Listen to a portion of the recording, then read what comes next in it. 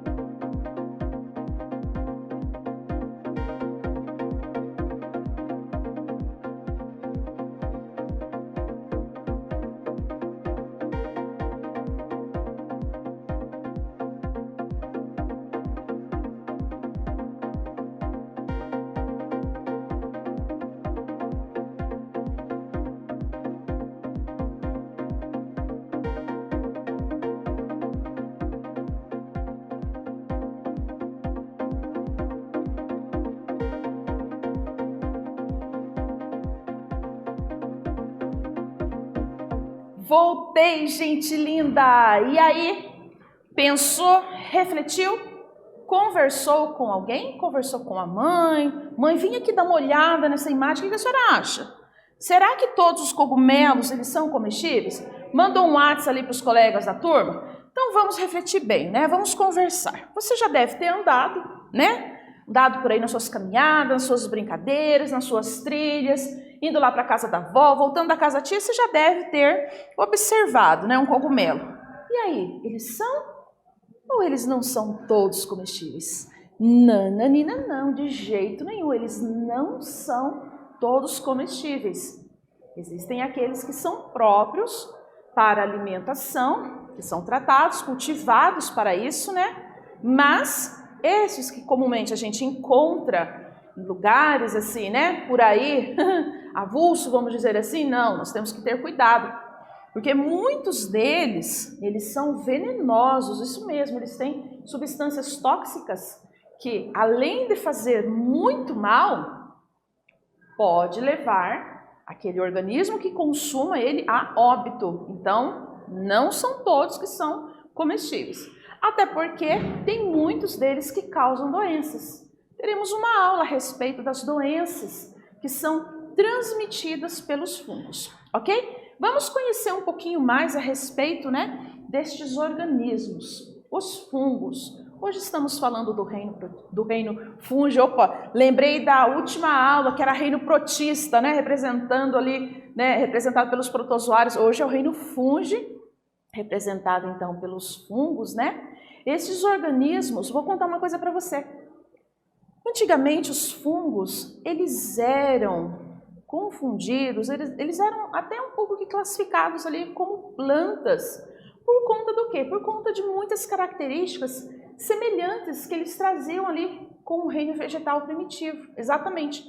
Mas o que fez ali, né, separar reino fungi e reino vegetal? O que fez ali separar esses organismos? Fungos e plantas. Por conta da ausência da clorofila, que existe ali, né, uma característica marcante ali dos fungos é a ausência da clorofila. O que é mesmo a clorofila? É aquela substância que está ali presente nas plantas, nas cianobactérias também, como nós já falamos. É uma característica típica, específica dos organismos autotróficos, fotossintetizantes, que realizam a fotossíntese, que possuem nutrição autotrófica, ou seja, que obtêm dali mesmo, desse processo da fotossíntese, a sua própria alimentação. Ou seja, os fungos não têm essa capacidade. Os fungos não possuem a clorofila, ainda que algumas espécies podem ter ali algumas características semelhantes, tá? Não iguais às plantas, tá? Então, fungos são diferentes de plantas, principalmente por conta desta característica. São organismos heterotróficos, podendo ser multicelular ou unicelular, ou seja, eles podem ser constituídos por muitas células, algumas espécies são constituídas, são formadas por muitas células, e há também aquelas espécies que são formadas por uma única célula. No caso, nós vamos falar da levedura, um dos representantes de organismos unicelulares, ok? Então, nós temos aqui 3 imagens representando estes organismos. No caso das leveduras, né, micro-organismos, né? São eles, então, os representantes, né, do reino fungi. São tipos de fungos diferentes. Lembra anteriormente no comecinho da aula aqui que a professora perguntou, será que todos são comestíveis? Não mesmo. Então, vamos começar até a entender um pouco mais a respeito deles aqui, olha. Você está vendo essa imagem? Você já viu uma imagem semelhante a essa? Ah, eu espero que não, principalmente na tua casa. Espero que você cuide bem dos teus alimentos, ajude a mamãe, ajude a avó, a tia a cuidar dos alimentos para não mofar. Isso mesmo, aqui a gente está vendo provavelmente uma fatia de pão que está com mofo, está com bolor, né? Essa característica, ela é realizada pelos fungos. Claro que não são aqueles fungos que são comestíveis. Existem sim os comestíveis, falaremos deles, mas esses daqui não. Ô professora, mas conta uma coisa para mim. Tem algum problema aí se eu comer esse pão aí que tá com mofo, com bolor, porque não dá tempo de eu ir lá na panificadora, eu tô atrasado para a aula. Ai, você tá atrasado para a aula, você tem que acordar um pouquinho mais cedo, você tem que se organizar mais, porque eu vou te contar uma coisa, você vai ter que sim na panificadora comprar outro pão, porque você não pode consumir esse.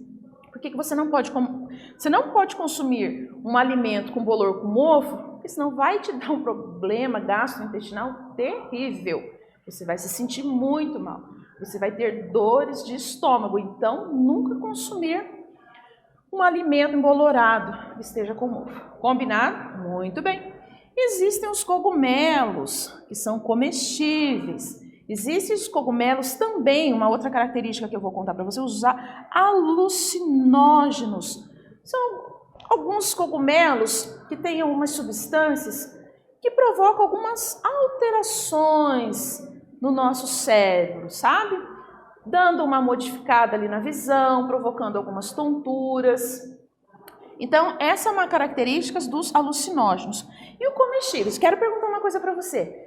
Vem aqui, conta para mim. Você já comeu estrogonofe?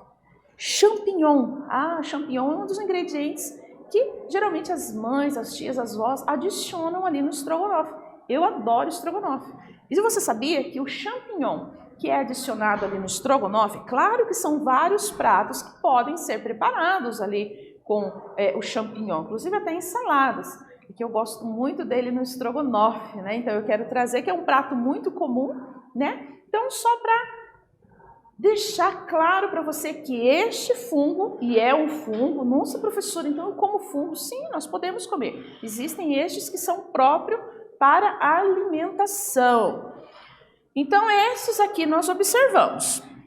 Nós conseguimos enxergar a olho nu, né? Claro que aqui a gente não consegue vê-los ali, né? Realizando esse processo aqui, né? Do bolor.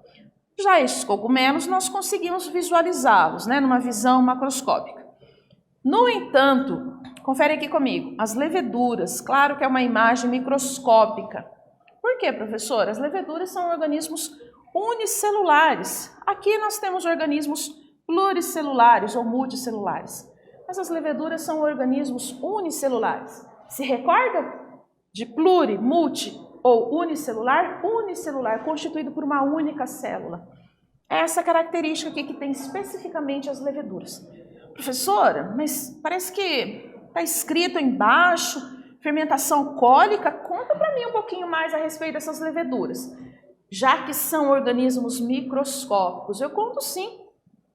As leveduras têm um grande papel econômico, por exemplo, na produção de pães. Ah, olha ele aqui, ó, né? Sabe o pão, sabe aquele pão que mofou, né, lá em casa? Então, né, minha gente? Aqui, né, mofou um tipo de fungo que provocou isso aqui por conta, né, foi envelhecendo, ficou muito tempo ali, né, umidade. Então, esse pão, provavelmente, ele deve ter sido produzido por uma levedura, que é um micro-organismo específico para a fermentação dos pães. Isso mesmo.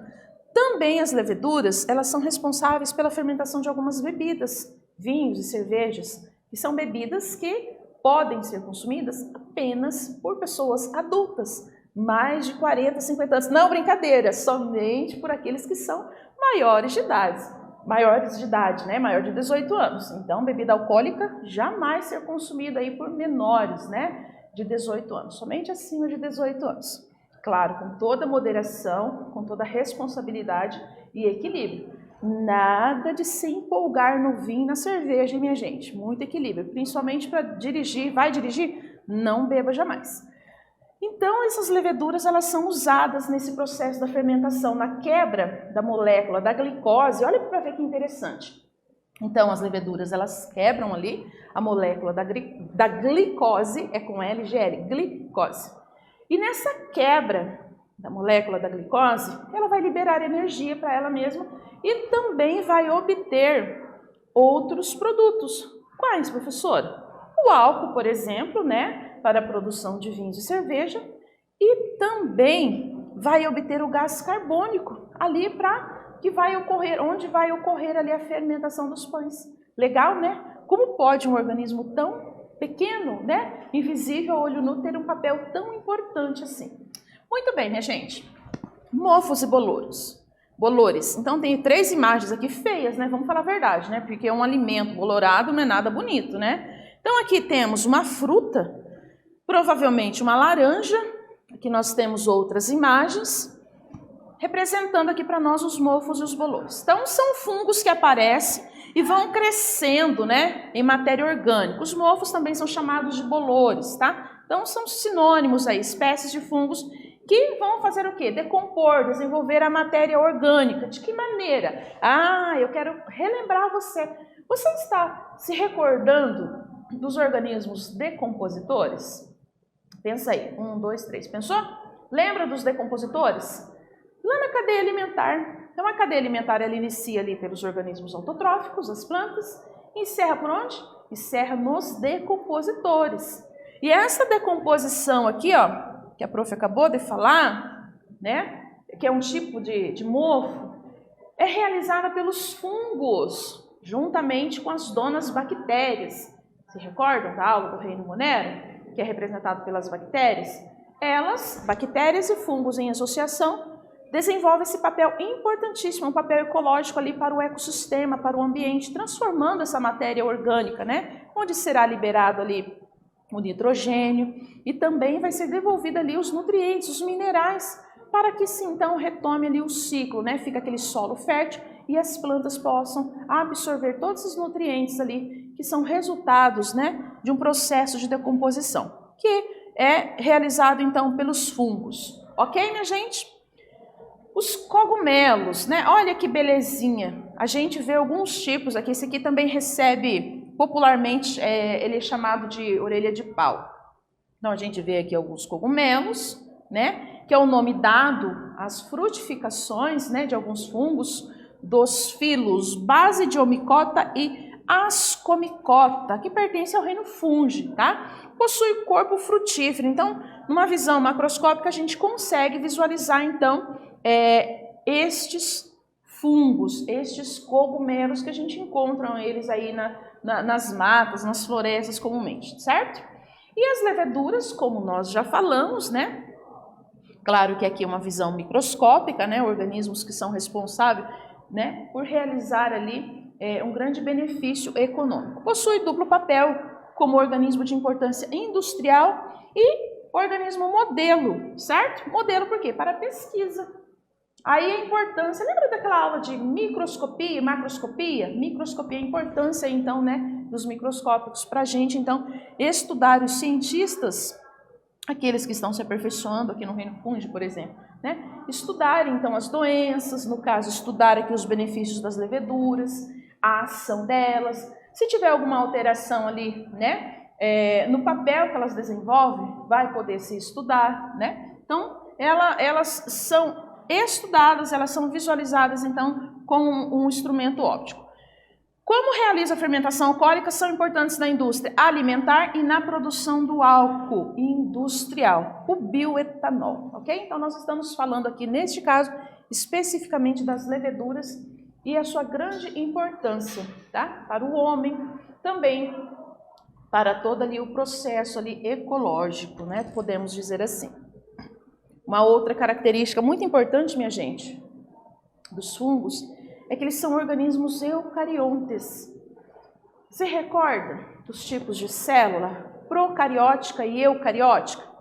Então, todos os organismos eucariontes, eles apresentam um núcleo definido, ou seja, o material genético nessas células está envolvido pelo envelope nuclear. Vem aqui conferir comigo essa imagem, observa aqui, ó. Então, nós temos aqui uma belíssima célula eucariótica, que é própria dos organismos eucariontes, e aqui essa célula apresenta aqui a sua grande riqueza, né? Assim, contando com a membrana plasmática, o citoplasma, o núcleo, que é a base da célula.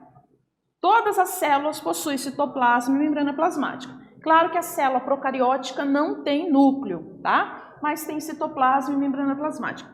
E a gente vê aqui a riqueza, a diversidade aqui de organelas citoplasmáticas, que são microestruturas que estão dispersas no citoplasma, onde cada uma delas desenvolve o seu papel dentro da célula, para se manter vivo, então, ali o organismo eucarionte, ok? Muito bem, são organismos também unicelulares, conforme eu já falei, sendo formados apenas por uma única célula, né? Então, são as leveduras, né? Temos aí o exemplo das leveduras como organismos unicelulares. São microscópicas, podem formar colônias macroscópicas, ok, minha gente? São pluricelulares também, os fungos sim, são organismos pluricelulares, formando, né, assim, sendo formado por várias células. E nós temos os exemplos, né, dos cogumelos, também dos mofos e os bolores. Então, a gente tem 3 imagens aqui representando essa realidade dos organismos pluricelulares. Bora fazer uma atividade? Então, vem comigo. Sabemos que os fungos podem ser microscópicos ou macroscópicos. Como podemos classificá-los quanto ao tipo e a quantidade de célula que possui?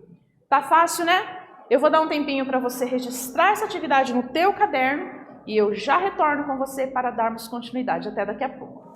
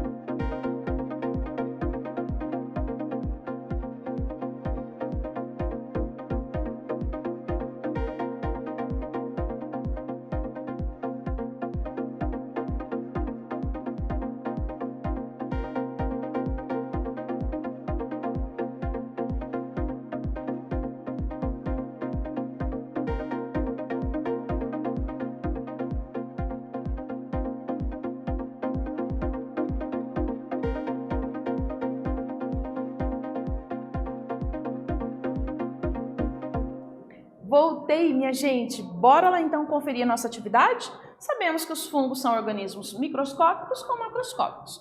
Como que podemos classificá-lo quanto ao tipo e a quantidade de células que eles possuem? Os fungos apresentam células eucariontes, células eucarióticas e podem ser uni- ou pluricelulares, ok? Parabéns aí pelo seu empenho e a sua dedicação. Bora lá então dar continuidade. Aqui a gente está vendo então a estrutura, né? O corpo então de um fungo pluricelular, né? A gente está vendo aqui então o corpo da frutificação, né? Também estamos vendo as hifas, né? Que são elas então aí que vão constituindo, formando o micélio, ok? Então o micélio ele é constituído, né? Por toda essa trama aqui de filamentos, onde cada filamento ele recebe o nome de hifas, ok? E o habitat? Professor, você falou que causa isso, faz aquilo, que é importante para isso, tal. Onde vive? Onde estão? Então, eles podem ser encontrados no ecossistema terrestre, umidade, eles gostam muito, lugares sombreados, e que esteja ali um ambiente rico em matéria orgânica. Podem viver isolados, olha que belezinha, ou podem viver em colônias, ok? Dependendo do tipo, tá, de vida, eles recebem uma classificação. Bora aqui ver então.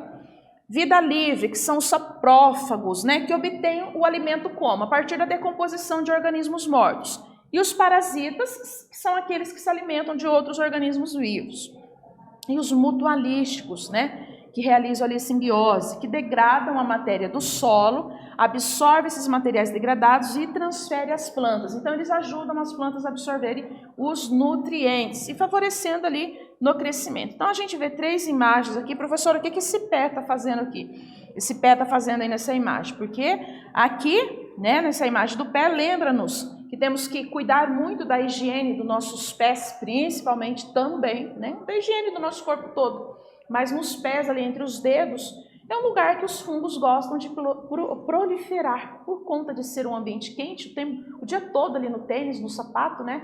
Então aquela umidade ali, aquele lugar quentinho ali, é um lugar favorável que eles gostam muito de se desenvolver, ok?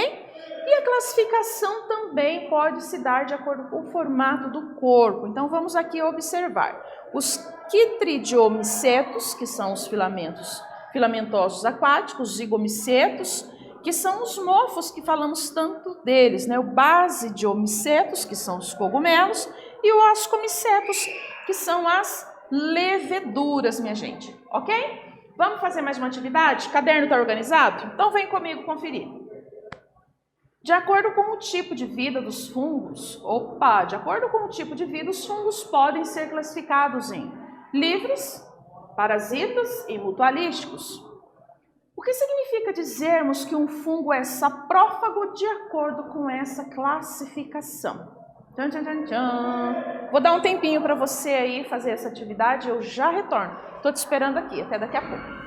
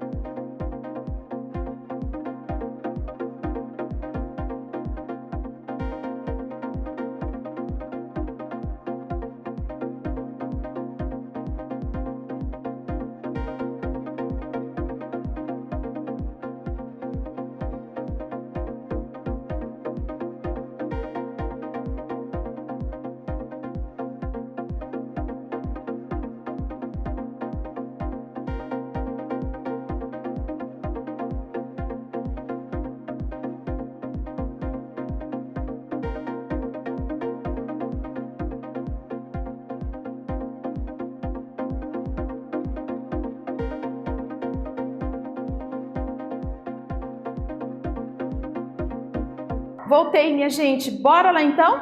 Vamos conferir aqui o que significa dizermos que um fungo é saprófago de acordo com essa classificação aqui, vida livre, parasita ou mutualístico.